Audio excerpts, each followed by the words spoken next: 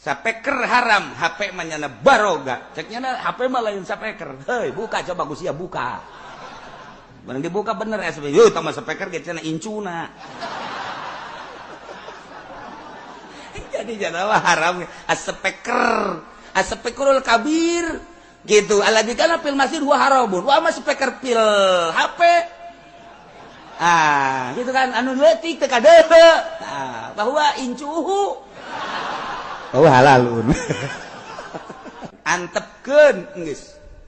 Ieu mah keur carita. Sekelompok aspek ngaramkeun salat anu aya speakeran ketika jelema make speaker nyana ngaharamkeun sasalaman jeung nu sok make speaker. Nah ieu kan di luar aturan syariat. Ya syariat mah lain kos kitu atuh. Ye, deuleu di Masjidil Haram kurang kumaha jarago ngaji di Mesir, jarago ngaji. Jarago ngaji ulah disangkat teh jarago datang ke ayeuna ge di Mesir teh jarago ngaji. Lain lalaga di Suriah batur babasikeun ngararang kitab kaluaran ti Turki.